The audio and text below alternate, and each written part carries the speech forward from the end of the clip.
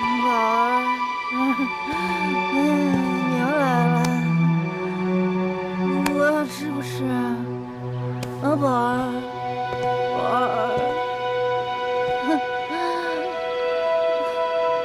宝儿，我的宝儿，吃不吃？宝儿。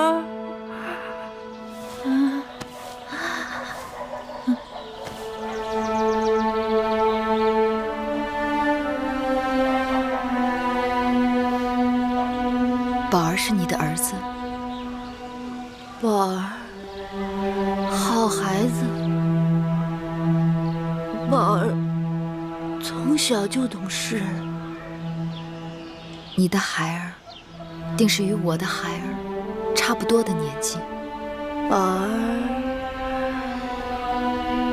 自知做大王的时候，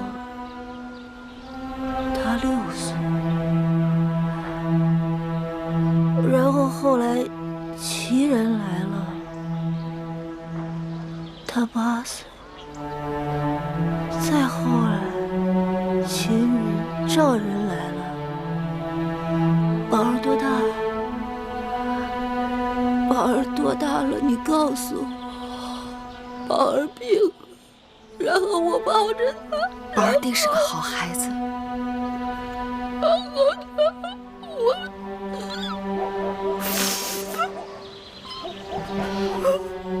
你没了骨肉，我有亲人也不能相聚。我们到一起，算是同病相怜、相濡以沫的缘分。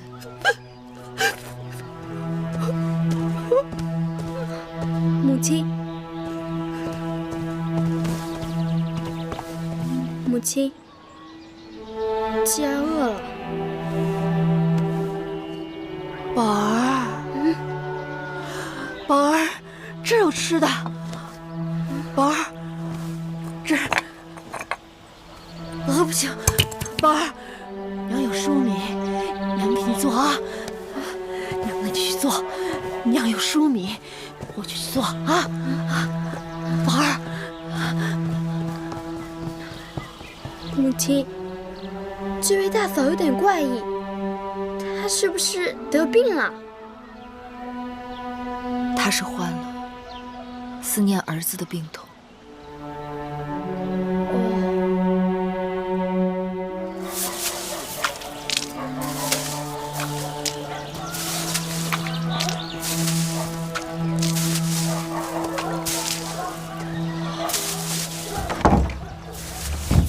哟，婆婆来了，公子也在干活啊。要不是刚才看到甄嫂也站在这儿，我真以为自己走错地方了呢。如此干净。宝儿手凉不凉？不凉。宝儿好孩子，懂事。宝儿好孩子。甄嫂肯说话了，懂事。难道她以前不说话的？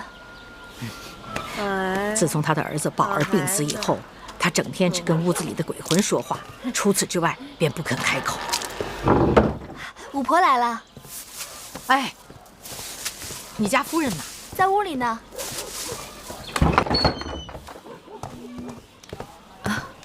五婆来了，快坐。夫人，慧儿倒水。是。真能啊！米夫人，你们可真是贵人呐！无论到哪儿都给哪儿带来了贵气。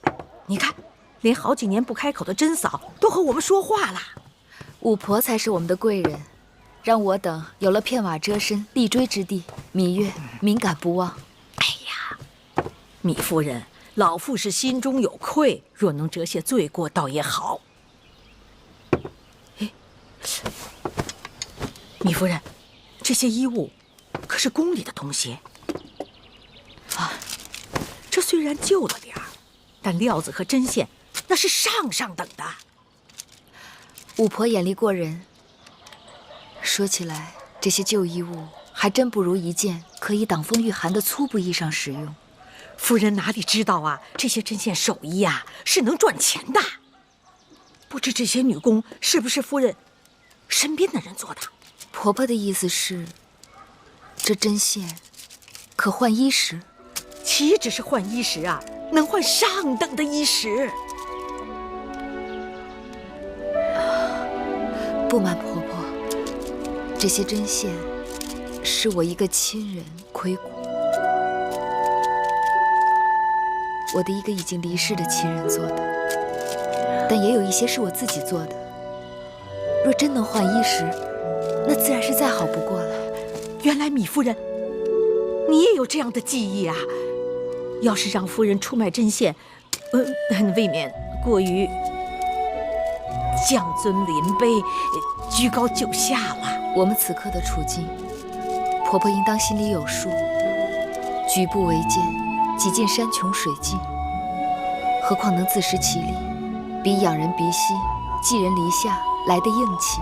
既然夫人如此洒脱，那老身就直言了。在这燕国，除了宫中显贵、富豪世家，很少有人寻求礼乐典籍的。夫人的抄录生意虽然时不时有，但未免清淡。夫人不知，眼下燕国呀，这有了几日太平的日子，才着嫁女娶亲，权臣送礼作寿，在继承那是日日都有的。好的针线，就是好的面子呀。看夫人您的技艺盖世无双，凭这针线，只怕你活多到接不过来，还愁吃穿用度嘛。谢五婆指点。若这真是一条出路，那还要请五婆帮忙招揽生意。只是芈月有一事相求，请五婆在外最好不要透露我们的来历和身份。夫人放心，这个自然。以后怎么样？芈月他们有消息了吗？左大夫告诉说，自从国相的手下去陶尹那边传了话，陶尹就不肯再帮忙了。因为您曾经有话，不要提及这是宫里头的意思，左大夫也就不好再强求陶尹。芈月他们被赶出驿馆后，有人说他们好像搬去了西市，奴婢几次托人前往西市打听他们的去向，都杳无音讯。西市乃引车卖浆卑微之地，搬到那里栖身，岂不玷污了王家身份？更何况他们是秦国质子，对继承人生地不熟，离开驿馆，他们该如何活命啊？是啊，芈月他们这次真的难了。看一下，看一下，看一看啊！这绣活继承哪儿找啊？谁见得到啊？看，五婆，这双小鞋几钱？10钱，看一下，看一下啊！明日啊，我外甥过满月，我看这小鞋送他很合适啊，就是价钱高了点儿。你仔细看看这做工，10钱值不值？若是不值，你再来还价啊！这个说的也是，10钱就10钱吧。哎，挺漂亮的。五婆走了，好，穿着好了再来啊！好。五婆，这东街药店掌柜他新娶的小妾，下月就要生养了。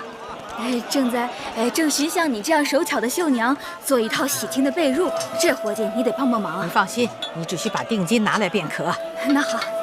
婆婆，这个好漂亮。这块布绣的真是考究，尤其是这花枝，绣得灵动精美。敢问这是出自您的针线吗？哎呦，公子，你取笑我老身呐！我哪有这样好的技艺呀？我是带人家卖的。看看，那这针线该是出自楚国人之手。也许是燕国人、赵国人也说不定。婆婆莫打诳语，恐怕这燕国人都不知道这是什么花。这种花从来没见过。是，好秀气的小花，真是从来没见过。这是杜若，它开在半坡林中，这是只有楚国才有的花草。公子，你买便买，哪有这许多话啰嗦？好，这块布我买下了，多少钱？30钱。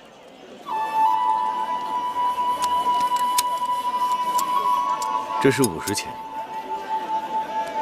只是求婆婆告知，这针线究竟是出自何人之手？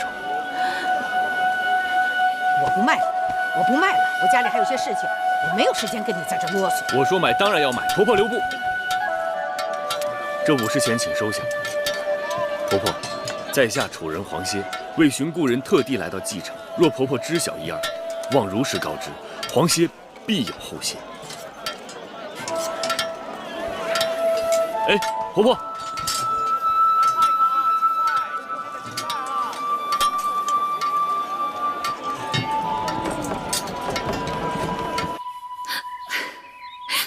这样听来，那芈月实在是个妖妇，夫人也的确受了莫大的委屈啊。他们与我是刻骨铭心、不解之仇。哎呀，夫他们是人，那个贱人，毁了我一生一世。好了好了，而且，秦国会后也来信说要燕国帮忙收拾了那公子季母子。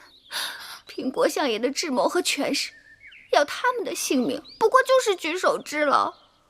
既然如此，还不赶快替妾身出这口恶气，顺便送秦国一个人情？夫人以为诸国之间的人情是那么好送的？燕国送秦国一个人情，秦国能还燕国何物？既然秦王母子急于要取公子季母子的性命，这也就是说呀，公子季母子并非可有可无。 我们正好用来与秦国讨价还价。我一直担心燕国对秦国过于依赖。秦国既是燕王母子的靠山，也是燕王母子的牵制。眼下我们正可以用秦国质子来掣肘秦国，岂不是一件好事吗？我不懂你那套生意经，我要他们死！不可！我要将这筹码安安稳稳地放在那儿。 待价而沽，我要他们死！可我还没有想好他们的价码。他们若不死，妾身食不知味，夜不能寐。公子季母子干系重大，一动而牵全局。你已经使了手段了，让他们吃尽了苦头。眼下他们流离失所，生计艰难，夫人只当是让他们自生自灭了，如何呀？ 说来说去，你还是不肯为我做主。这件事到此为止，夫人该撒手了。我若不肯撒手，又怎样？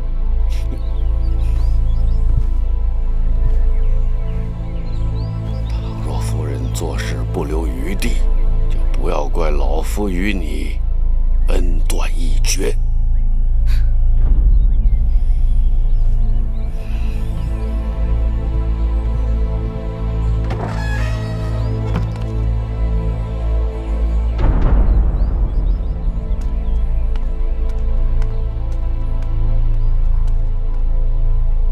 不知大王是否知晓，近来一群人屡屡搅扰边境，眼下已经深入我大秦腹地，此患不除，人心惶惶，政局不稳呐。王叔不必多虑，那一群小贼吃肥丢瘦，贪图小利，只要我大秦出兵，一群人自然溃不成军。但是大王决定带兵东征，老夫担心后方兵力空虚，出现意外，因而想召回司马将军重新领兵抗击义渠。大王，那司马错和魏冉一贯居功自傲，飞扬跋扈，时时图谋不轨，绝非是可托付之人。右相不必担心，重新召回只是权宜之计，绝不会长久托付。是。还有一事，臣不得不问。王叔但说无妨。大王此次东征到底师出何名？寡人早就说过了，去洛阳看看九鼎。这不可成为出师的理由。为什么不能啊？楚离子，你曾悉心培育大王多年，竟然不知道大王的志向。请右相指教。微臣记得，大王自小就纠缠你我，问周天子的九鼎是何模样，我们都说没见过。周朝没落，那周天子都成了摆设，那九鼎不见也罢。楚离子未免鼠目寸光，大王虽生在秦国，但终身愿望是能够乘鹿车过三川，入王畿，一睹九鼎。什么？右相也要告知老夫，大王兴举国之力出兵东征，难道只为一睹那九鼎之风貌？老夫不信，死都不信。王叔，您说的没错，寡人并非只是看看那九鼎，如此兴师动众的去一趟，未免得不偿失了。寡人准备驱除周天子，入主王城，收九鼎为己用。这样一来，我大秦自然威震中原，四海归心。诸国只能心悦诚服。不可，万万不可！有何不可？弄不好，秦国和大王就要受到天下的讨伐。哼，就算天下诸国都来讨伐寡人，那又如何？寡人要兵有兵，要将有将，勇者之师，以一当十。众爱卿，你们说呢？大王，你就放心好了，大王下令如山，我等一当百；大王一马当先，我等无所畏惧。好。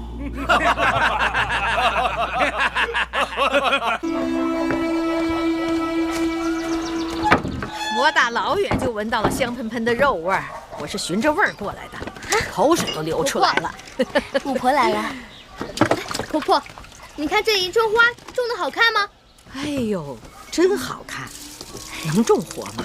能，这当然能栽得活了。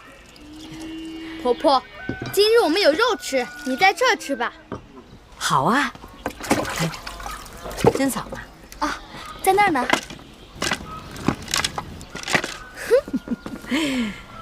珍嫂，你看看这院子，总算是有点春天的味道了。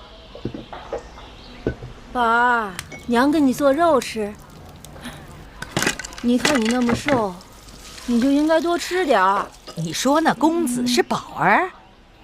娘给你做肉吃，你多吃点肉，才能长得高。珍嫂，巫婆，夫人请您进屋坐坐。哎哎。婆婆，进来坐。米夫人，香儿，倒茶。哎呀，你们来了以后，这还真像个家了。珍嫂人很好，她把继儿当成是自己的孩儿一样疼爱。珍嫂也是可怜，她把公子当成了自己的宝儿。想想不免让人有些担心呐。儿女是母亲的心头肉。做母亲最难挨的，就是孩儿没了，可自己却还活着。继儿，若是能让珍嫂心里头好过些，也是桩善事。米夫人，您真是宅心忠厚，怨不得你的女工这么讨喜。其实这些针线，不少都是由香儿他们帮忙做的，只是绣活由我亲自动手。米夫人，用不了几日，你的女工就会名满继承了。上次你给慕容夫人做的那件富贵海棠的衣裳，让夫人欢喜的不得了啊！她跟我说了，那件衣裳她穿去了燕王宫里，以后见了都称赞的不行。雕虫小技，慕容夫人欢喜就好，登不得大雅之堂。啊，哎，这个是慕容夫人给米夫人的金，这个是那些孩童的衣衫鞋帽换得的钱。若不是夫人手艺好，哪卖得了这么多的钱呢？婆婆为我们穿针引线，倍尝辛苦，这点钱，婆婆拿去喝茶。不，米夫人，使不得，使不得。我也就是跑跑腿，哪用得了这许多酬劳啊？这是婆婆该得的。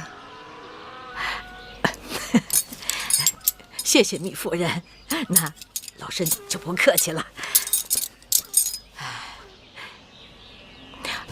米夫人，您的手艺虽好，但是在街头巷尾招揽生意，未免过于打眼了。婆婆，这是何意？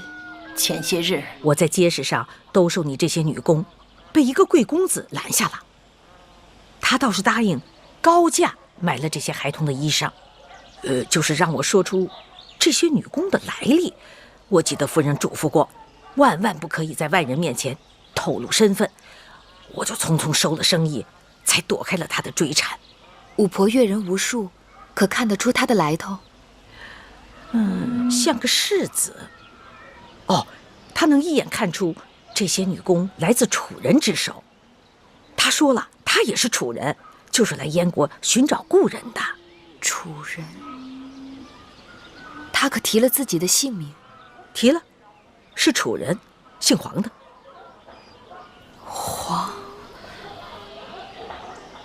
黄什么？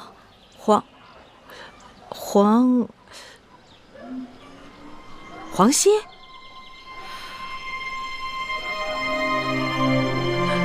米夫人，他人在哪儿？只是街头偶遇，又怕是歹人，没敢多说话，所以不知道他落脚何处。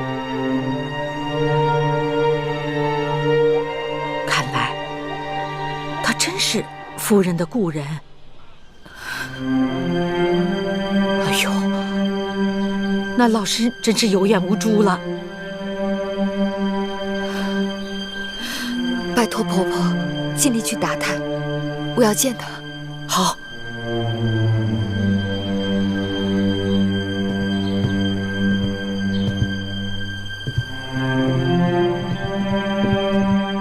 先生，魏冉将军和司马将军来了，快请他们进来。是。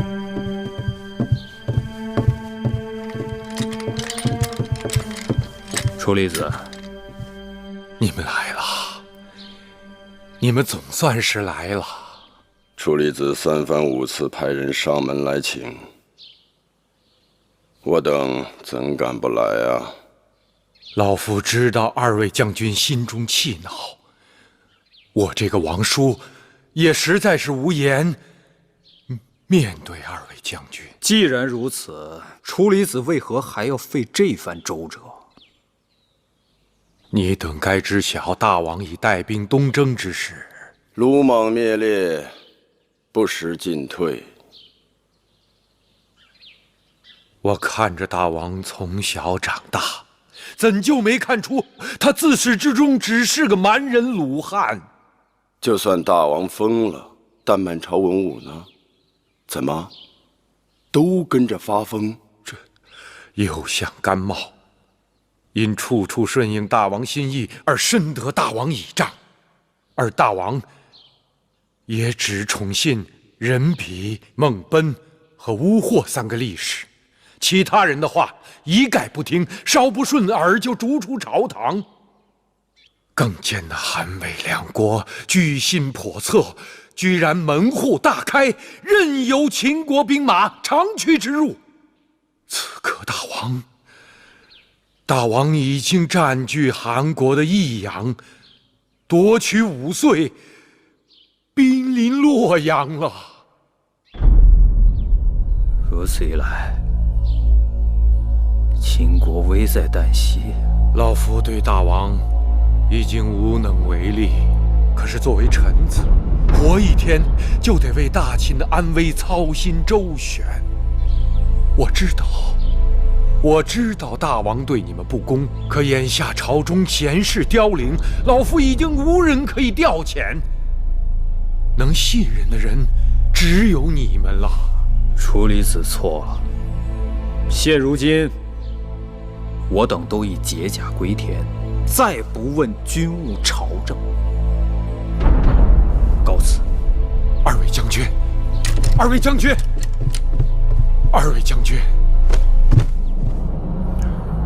大秦如今危在旦夕，社稷江山毁于一旦，老夫就是罪魁祸首。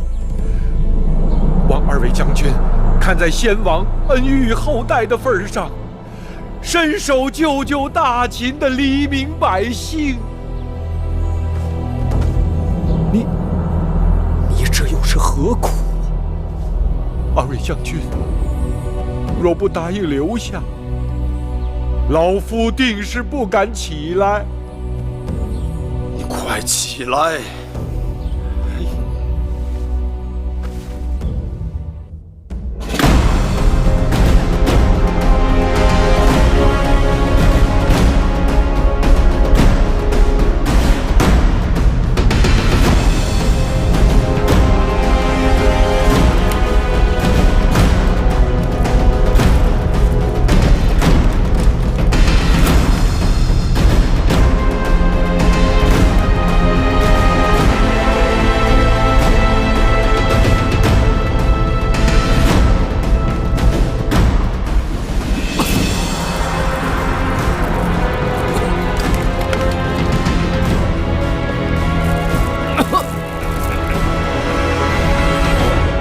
周氏气数不尽，看看那周天子唱得如此张口数，便知他们时日不多了。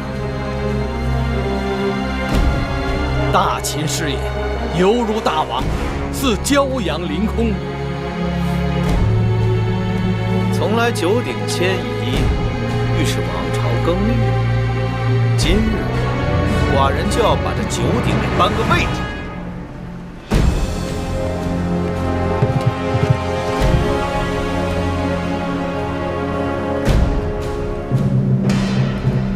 敢问周天子，此物便是九鼎？正是。此九鼎本是夏禹收天下九州之金所铸而成，上刻本州山川人物、土地供赋之说。九鼎列于朝，乃天子所掌九州之象征。哼，你是何人？小人东周人士，苏代。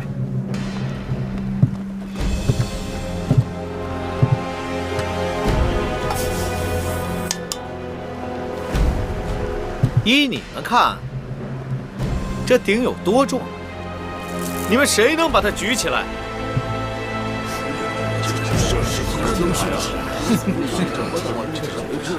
鼎乃天子之器，重达1000钧。自九鼎铸成以来，除奉天子之命合力抬举之外，凡人岂可轻易举起？哼，笑话！照你的说法，此鼎若非天子之命，别人还碰不得。不是碰不得，是碰了又能如何？寡人不信，有谁能举得起这鼎？好，那寡人就跟你打个赌，如何？你说无人能举起此鼎，寡人却说有人能举起此鼎。若是寡人赢了，此鼎便是周天子输掉的赌注，由寡人带走，如何？天子不用怕，且看他们举试试。好，人比无货猛奔。在，你们上前，比试比试，看谁先能把大鼎举起。是。此王鼎父王气系天命，想冒犯此鼎之人，先问问自己有没有这个命，小心遭了天谴。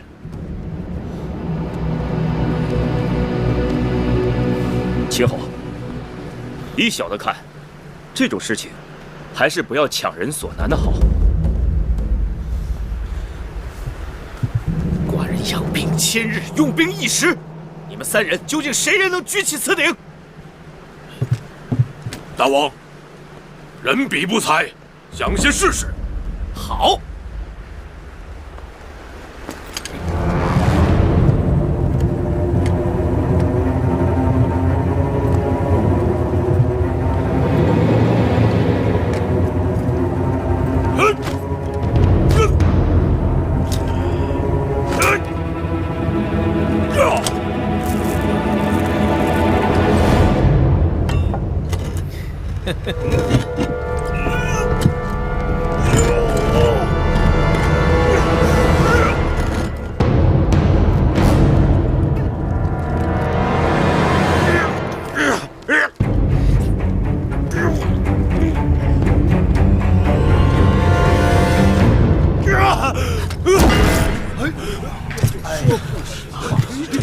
依我看，大王，人比亲领不尽，有辱大王使命，该死！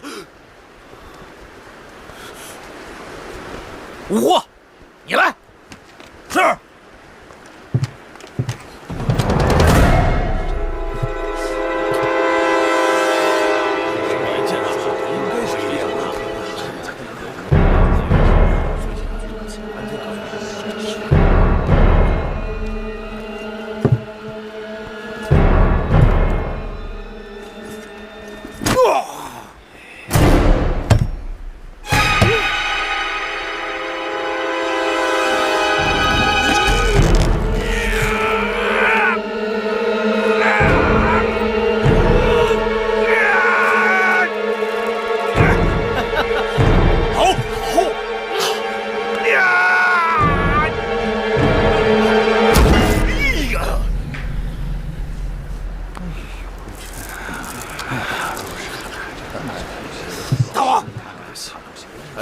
一定能，我就说不行。往奔，你是大王。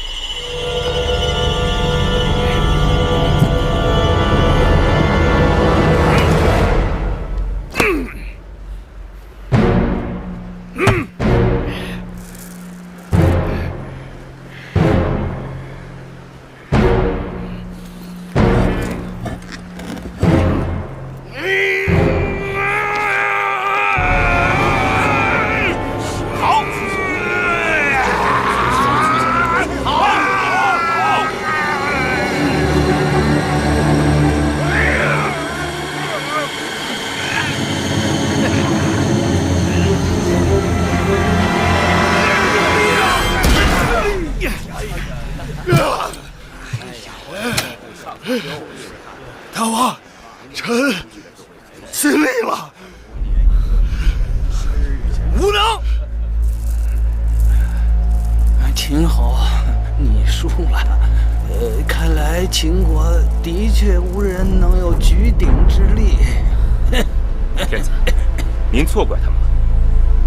据臣所知，秦国的这几位壮士皆身具奇力，平日里举个千钧重物也非勉强。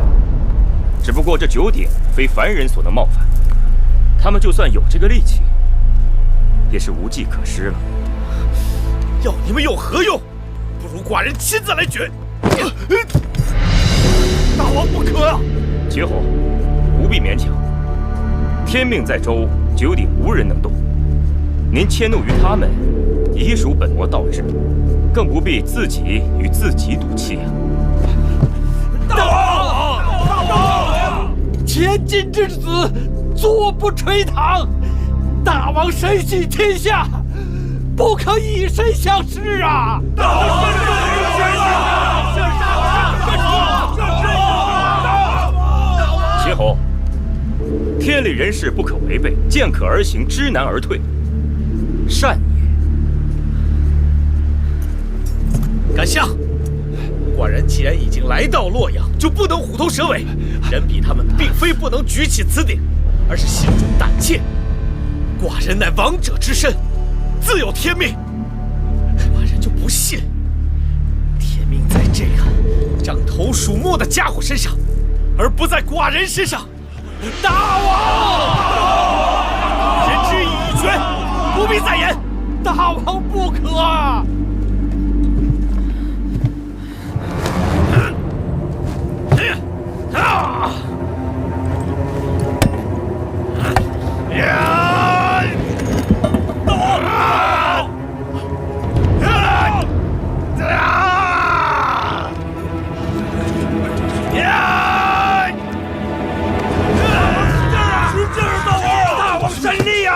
大王威武！大王威武！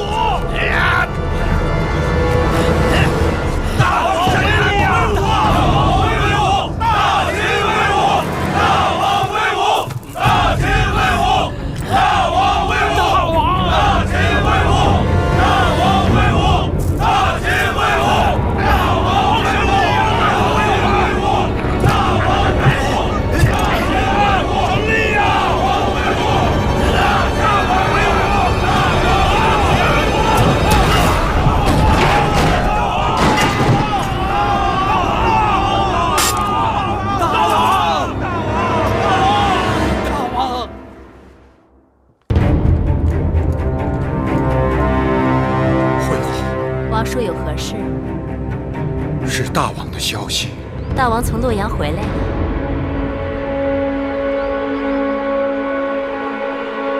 大王怎么了？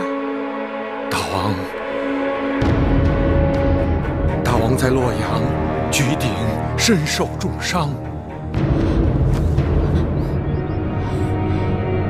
大王没了。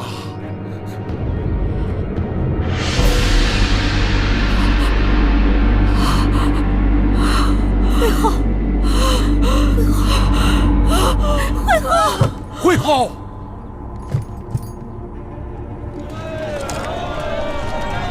新鲜的青菜，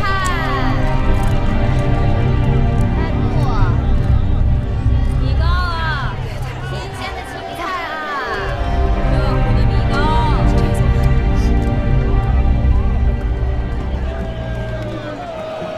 热汤哎，刚出锅的啊，热汤。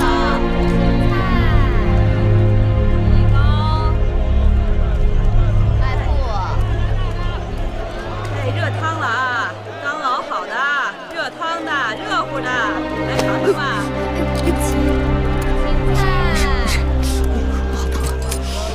婆婆，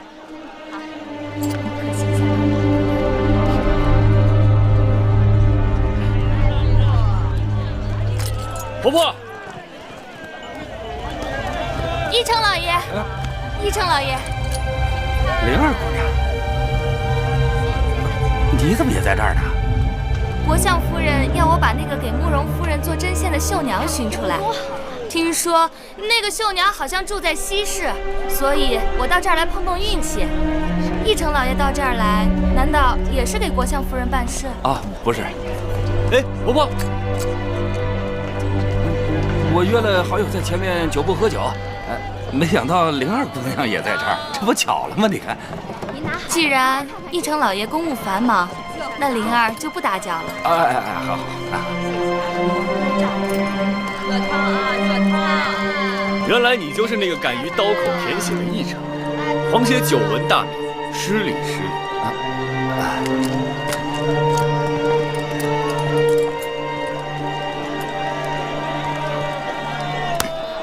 若不是正好碰上灵儿，小的或许就可以知道皇歇为何要和那个牙婆见面了。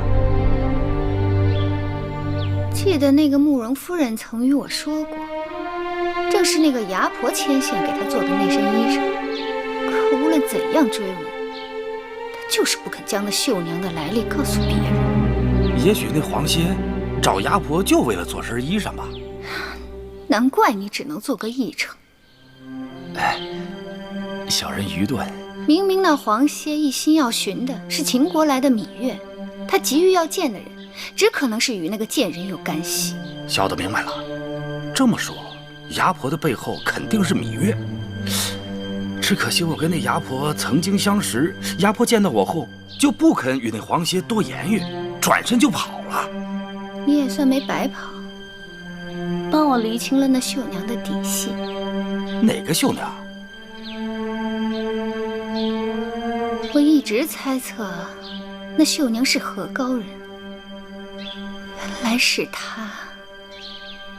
那个贱人藏在西市不肯露面，却悄悄与我斗法，富贵海棠，杀败了我的桃花参。哼，算他赢了一局。谁敢与夫人作对，那是自寻死路。这次一定要痛下杀手，免得他一时气息奄奄，可眨眼的功夫就又活过来了。要不是撞见了那个可恶的义成，我就能向公子说明夫人的处境，把她带到这儿来了。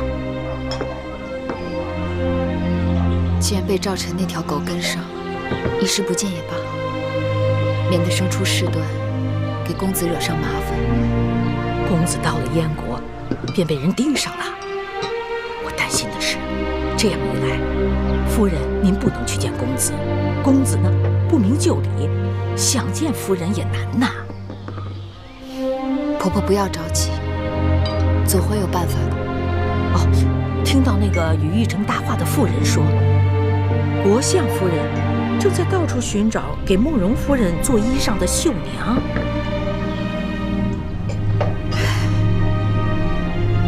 还是不肯对我们放手。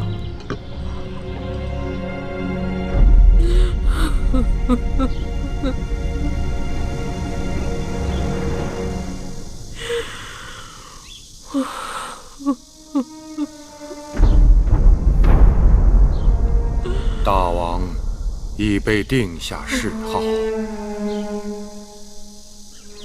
什么谥号？大王一生好武，所以美视为武王。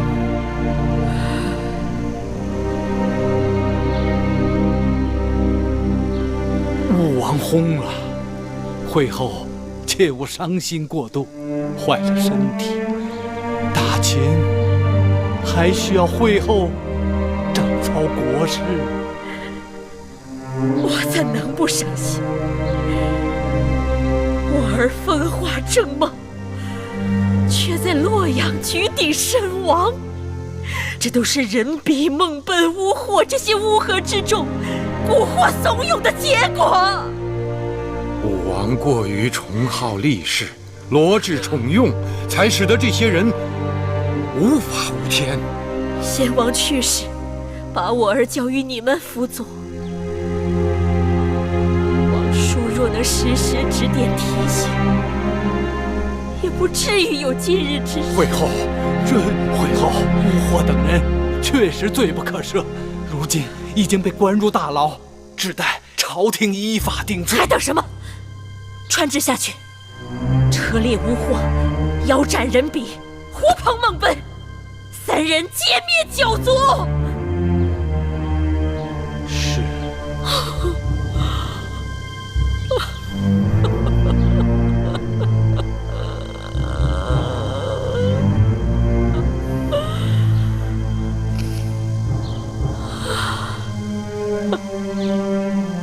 其实我也知道，当儿之死，怪不得你们。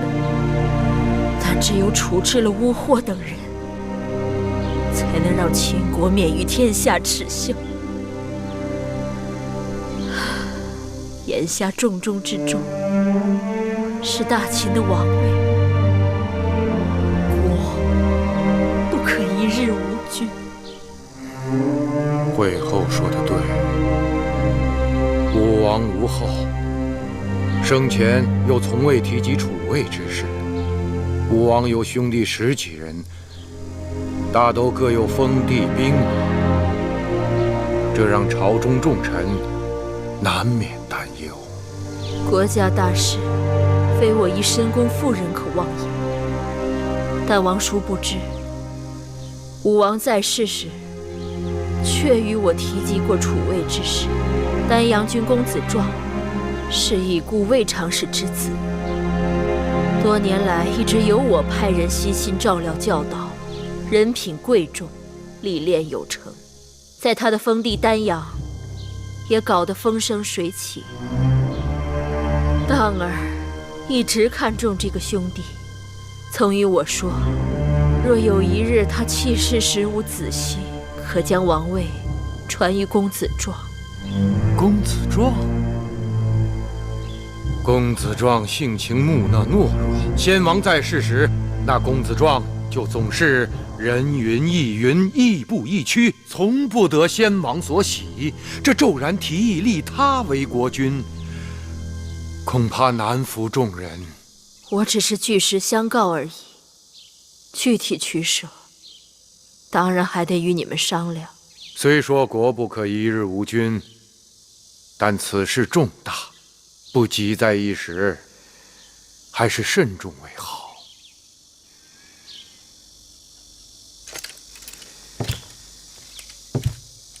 老臣在前朝还有政务打理，就先告退了。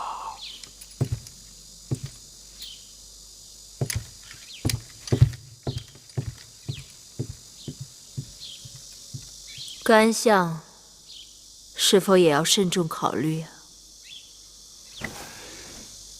既然武王生前有话，微臣不敢置喙，只是尽力照会后的意思去办便是。那就拜托甘相了。是。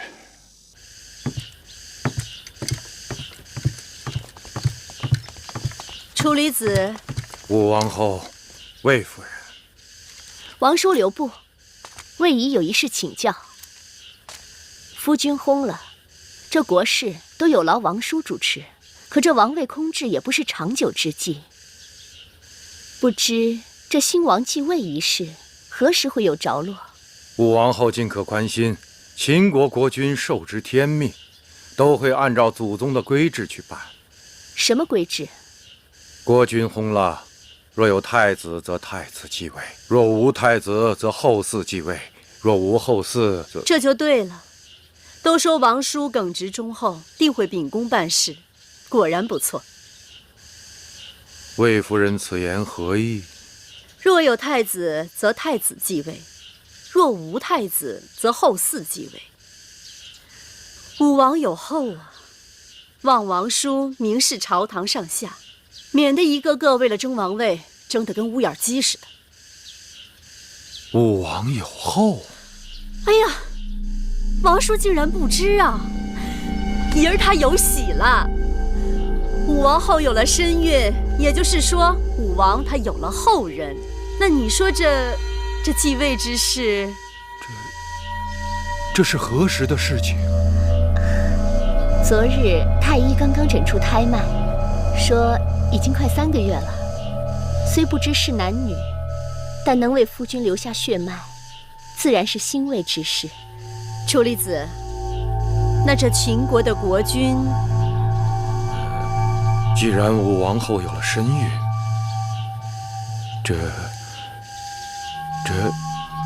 这继位之事，自当慎重而为。有劳楚离子。老臣告退了。魏仪有了身孕，武王后有了身孕，这立新君一事不得不缓上一缓了。为何要缓？这有了后嗣，按照规制，甘相糊涂。后嗣指的是男儿，就算武后有孕，男女未知。再说妇人产子，九死一生，其中变数极大。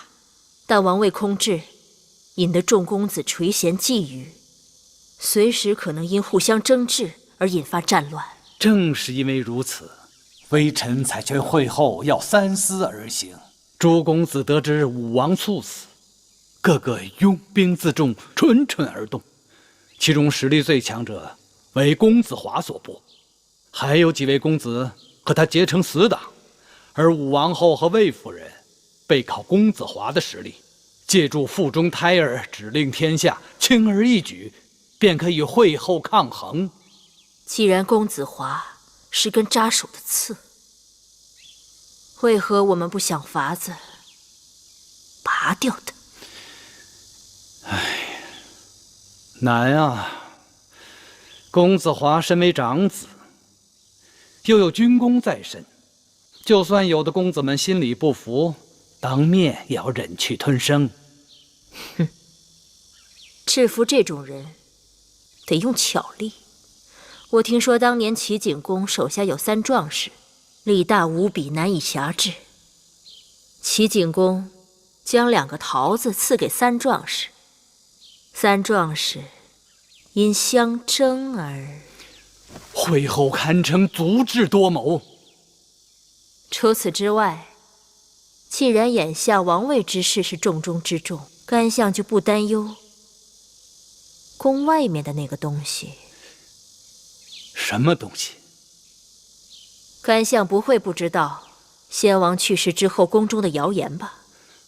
会后说的是先王遗诏。微臣当时也有些顾忌，不过追查了那么久，没有任何眉目，或许就是个谣言吧。可我越来越相信，那东西真的存在，还没出来，只因时机未到。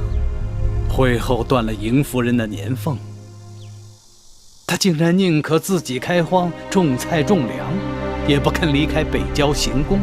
他死守在那里，难道就是为了守一个承诺？他是在等承诏的人出现，那诏书才有用。这么说，要看紧尹夫人才是。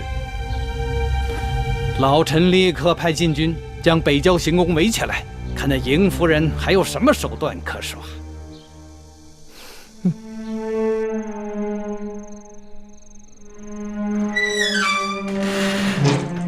右大人，快请。来了，夫人，宫外都被封锁起来了，你是如何进来的？那会后也不可能一手遮天，禁军中好歹有几个是我自己的人。你快坐下吧。你要是再不来，我真的要急死了。我在外面也替夫人着急，看着粗衣立食的，怕你整不成这等模样。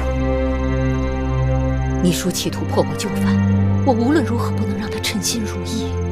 你贵为大清公主，却受如此百般折磨，如今连走路都不灵便了。病痛只是小事，眼下大清危如累卵，险象环生，是你我该把芈月和公子季请回来的时候了。但此事干系重大，需极为谨慎。若万一走漏了风声，夫人性命堪忧啊！我活到今日，早已把生死置之度外，受人之托，忠人之事，你赶快回去准备马匹行装，日服夜行，千万不能让他们盯上你啊！快走吧。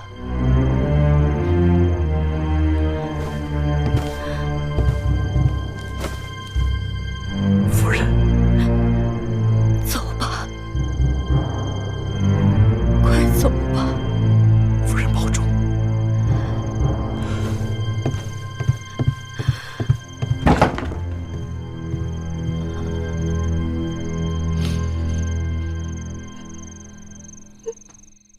天这么热，还要绑这么个累赘，烦死人了。你就忍一忍吧，万一来了人看见了，我们这番筹谋不是白费了吗？忍？我怎么忍啊？这才4个月，还有半年呢。想到我就不堪重负。不堪重负的10个月，却换来终身的荣华富贵，值得。姑母，我人前还要装神弄鬼，然后你就让我松快松快吧。你这丫头这么任性，非要误了大事不可。夫人，公子来了。母亲，华儿，你还真回来了。会后召集诸公子，明日在宣誓殿上商讨新君继位之事，我岂能不来？华哥哥，听说妹妹有了身孕。身孕？喏。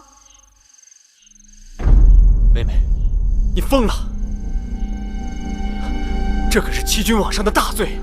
君在哪里？君已经死了。你就别怪他了，我们也是走投无路，才出此下策的。武王猝死，芈姝对仪儿和我马上就变了脸色。为了独揽大权，他时时都可能对我们下手。仪儿那肚子也是我们唯一的护身符。可你们骗得了一时，骗不了一世啊！等到了10个月，我们想办法从宫外抱个男婴回来，一切就可以尘埃落定了。你们打算用他来争储位？我们要用他替你换来社稷天下。华哥哥，这男婴只是一个傀儡，但他能帮我们名正言顺地得到王位。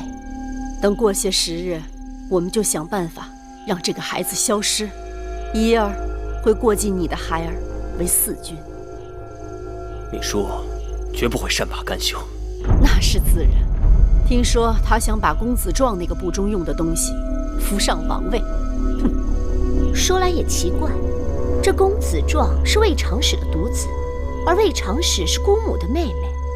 按理说，他应该跟我们魏家一条心呢。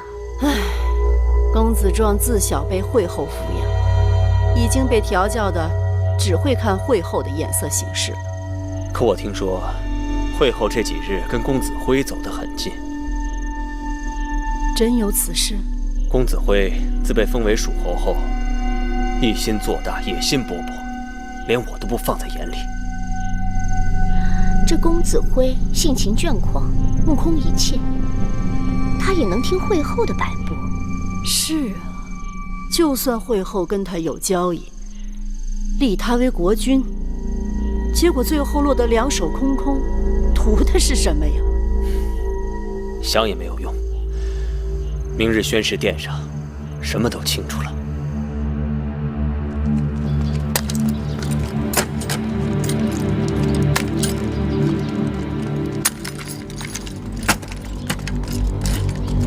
请公子谢见。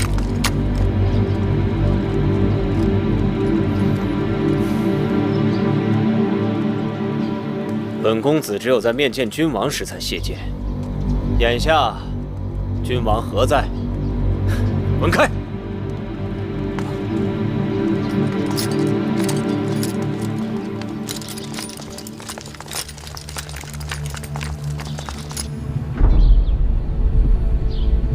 武王英年早逝，壮志未酬，我痛心疾首。武王刚强直理，志在开疆拓土，肆夷兵符，攻夷圣武。若不是武王刚愎自用，不肯纳谏，何来今日英年早逝？诸国都已在暗自窃喜，肆夷宾服、攻夷圣武等美事之词，就不要再提了。公子华，武王尸骨未寒，你为人臣子，应遵本分。身为武王兄长，你可知隐君之过，不可非君之道理。行出于己，名生于人。以大行受大名，细行受细名。光武王一个武字，便知他生前是如何行事了。我只不过是在提醒诸位，该彰善淡恶，为后世界。这大殿上坐着的公子，都是先王的骨血。难道只有公子华能说会道？别的公子就无话可说了吗？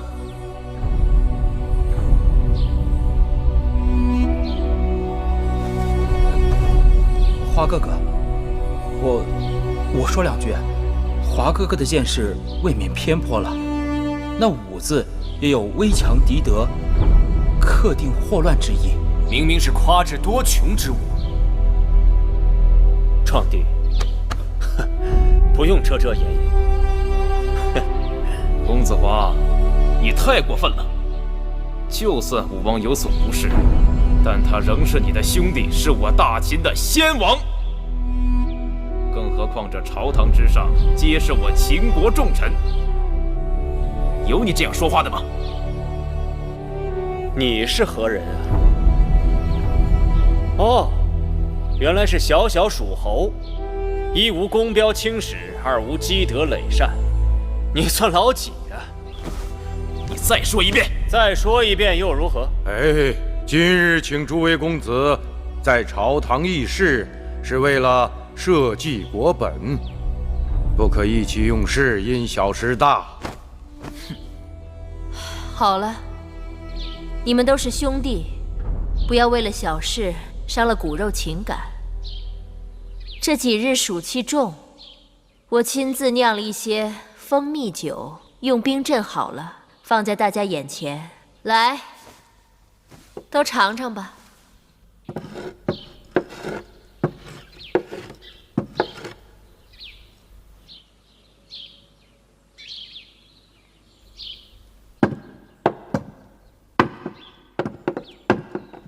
这酒味道如何？会后亲自操劳，自然是好酒。酒不错，就是过于甜腻了些。武王亡故，宗庙不宁，各国都在派兵遣将，对我大秦虎视眈眈。这储位之事是当前大事，各公子都有何高见？这些年一直是由会后协理武王掌管朝政，储位之事自然还是会后说了算吧。武王后已有身孕，按规制，王位应传于武王后嗣。难道此事也有异议？武王后有孕，自然是喜从天降。先且不说生男生女，这武王后临产还有大半年的光阴，王位不可空缺。我看不如先将王位定下来，待武王后产下王儿，再将王位传给武王后嗣。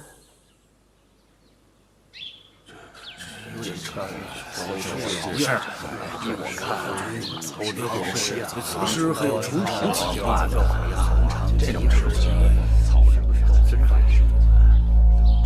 此事还需慢慢商议，不急在一时。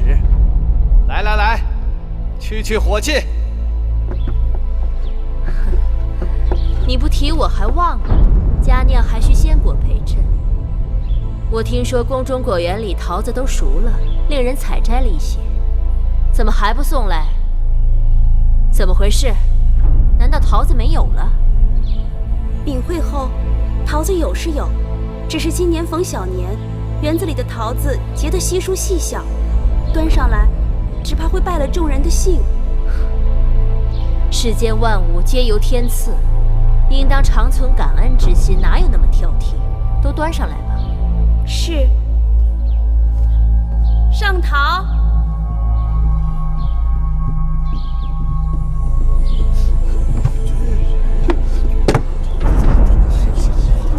太小了，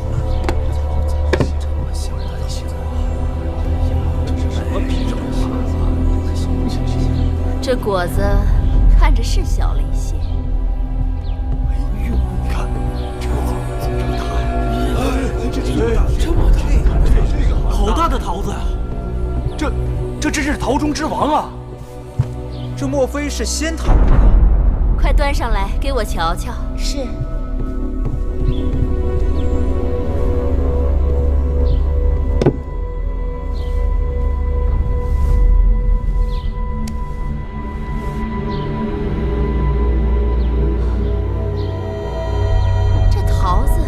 怎会如此不同？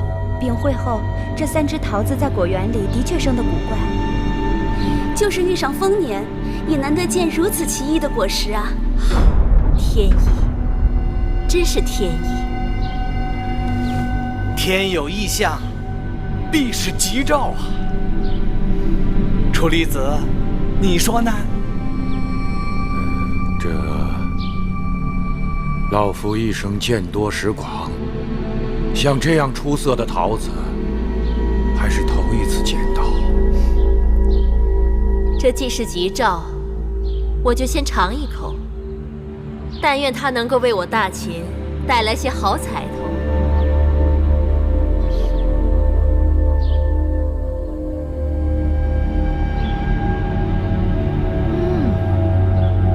果然是仙桃，芳香四溢，甘甜可口。我这新酿的蜂蜜酒与之比起来，简直寡淡无味。我这儿还有2个仙桃，可不能一人独享。这第2个桃，应该给这大殿中有功之臣。你们看，会后说的是啊，应该赏给有功之臣。是啊，依你看，应该赏给谁？此人无可争议啊，自然是处离子了。身为王叔，辅佐2代君王，功高盖世啊！甘相谬赞，微臣不敢当。王叔，实至名归。谢会后。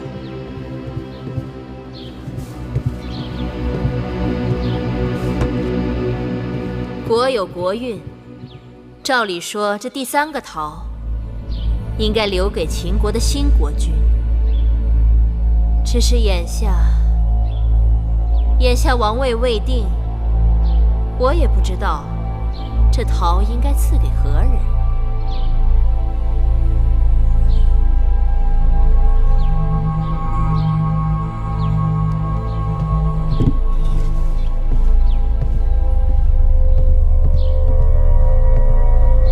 既然然只有一个桃子，那不妨大家论功行赏。华哥哥说的有道理，可这大殿里的人谁也没有功劳啊。只论功劳，不论德行，正有违君子贤臣之道啊！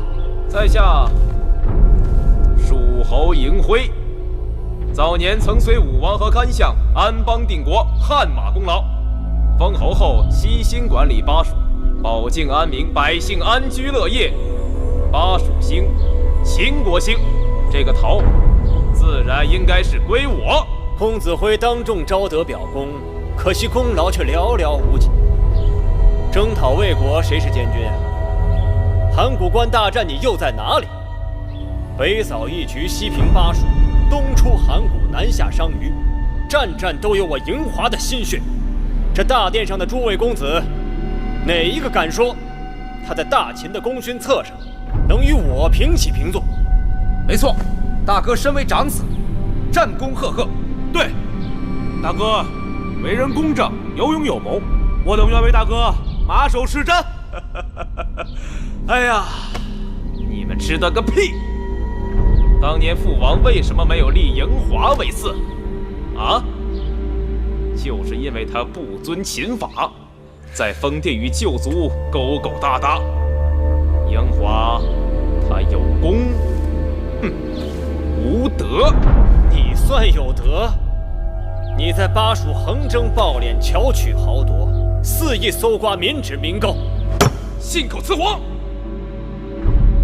你区一个横门军，敢在这里狂选废日！哎，二位公子，二位公子的话也都各有道理。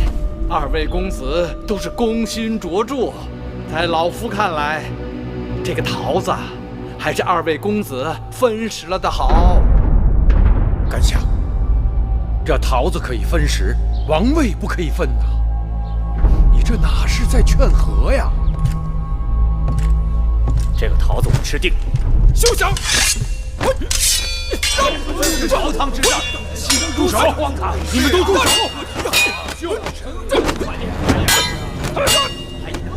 朝堂之上，正道不见，成何体统？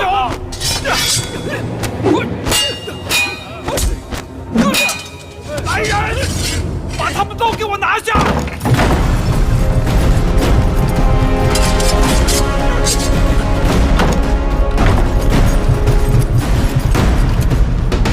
快走！快叫咱们的人上来！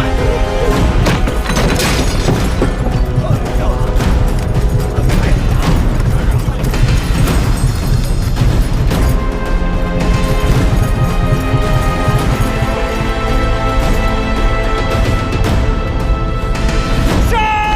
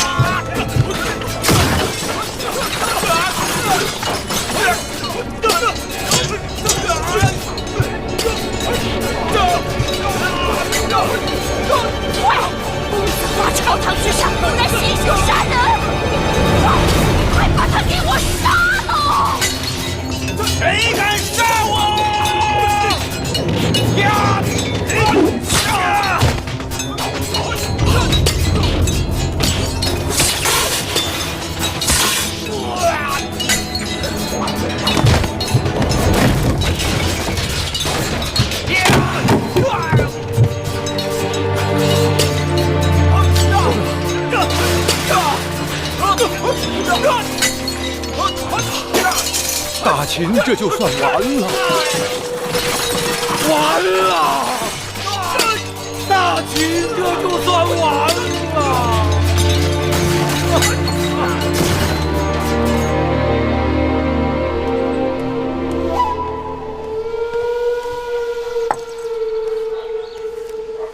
哇，甄嫂的手好巧啊！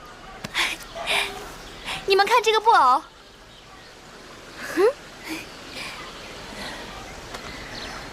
甄嫂的病看起来比前一阵子好多了。其实甄嫂收拾起来挺俊俏的。给宝儿了。米夫人，米夫人，婆婆来了，我给您道喜来了。婆婆何来的喜事？巫婆给夫人接了一个好活，夫人要听了准保高兴。婆婆坐下，慢慢说。哎，米夫人，你可还记得那个陶尹老爷？就是那个下了定金，让我们抄写试婚礼的陶尹老爷。就是他，他的儿子要和左大夫家结亲，即将请妻迎亲。陶尹夫人急着要做一件婚礼上穿的喜服，指定要夫人您的绣活。别提那个陶尹老爷了，他出尔反尔，把我们害得还不够苦啊！这回不同了，这回不同了。陶尹夫人千般万般的求我，一定要让我做这个中人。可继承城内手艺好的绣娘有的是，何苦定要我来做？夫人，你有所不知，这陶尹夫人呐，知道自己的夫君不是世家，所以格外要面子，挑剔的要命。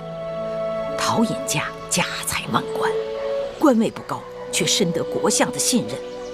他们的儿子是个独子，天资聪慧，连左大夫都愿意和他结亲，说明他们家的运势正在往上走呢。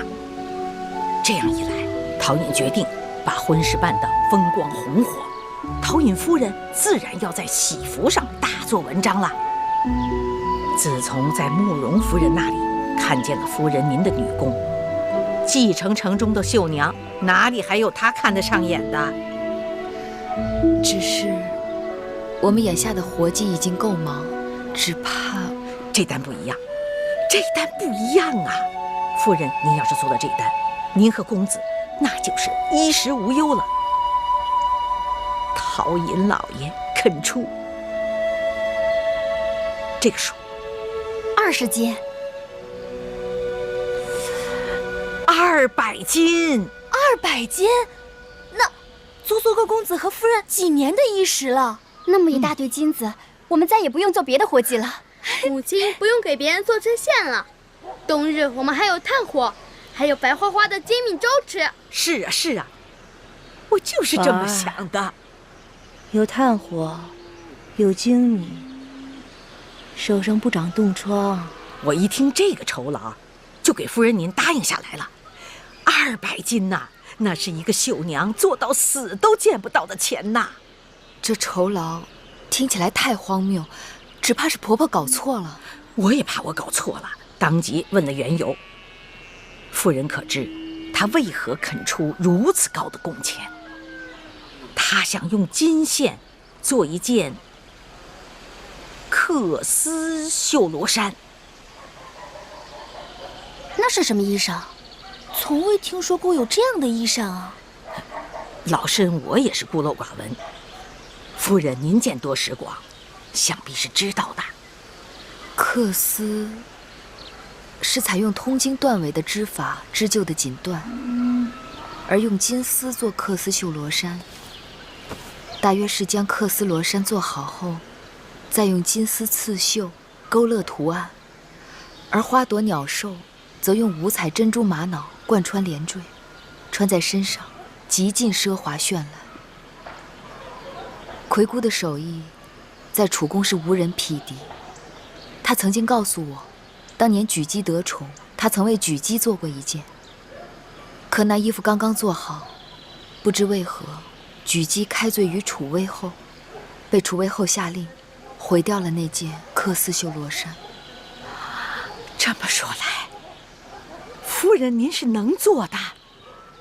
能是能，只怕……娘亲，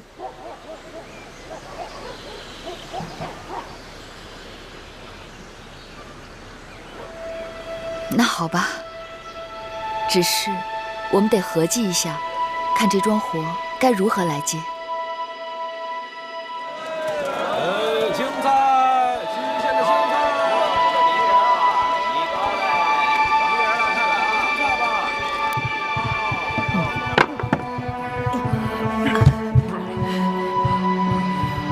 柳姑姑来了，这地方太破烂了。柳姑姑，这西市啊，既藏污纳垢，又藏龙卧虎。虽然破烂，但陶尹夫人要的只是上好的手艺。你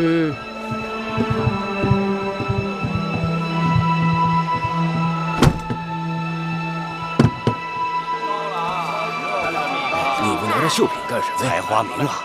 谁要是能认出这花名，就能得20钱。这钱来的多容易啊！有人认得出这花名吗？没有啊。那这20钱得来也不容易，你说是不是？让下，可不是。让下。看着呆子做生意，你们在看什么呢？不知道，说猜出来能得20。为何说他是呆子啊？你看他又不卖东西，只让猜这布上的花。还说啊，谁能说出这花的名字，给谁20文钱。这不是呆子吗？这不。那可有人猜出这上面的花名？没有，到现在也没有人认识。既然这花没人认得出，这不是故意刁难人吗？是不是？哎呦，瞧你们两个大男人，你们懂什么呀？这猜来猜去的，这不就是兰花吗？大嫂，您说的不对。我看呢，像金钟花。大爷，也不是金钟花。哎呀，不是，这怎么不是呢？是马鞭草，也不是。这钱不妨给我。公子，小公子啊，你要这钱，总得有点理由吧？因为我知道这花名。你说说。此物是叫杜若，楚国独有，是我母亲的心爱之物。小公子，你我确实有缘之人。你叫什么名字？我叫……我不告诉你。你不告诉我你叫什么名字，那我来猜猜。你姓嬴，铭记，社稷的稷。你是怎么知道的？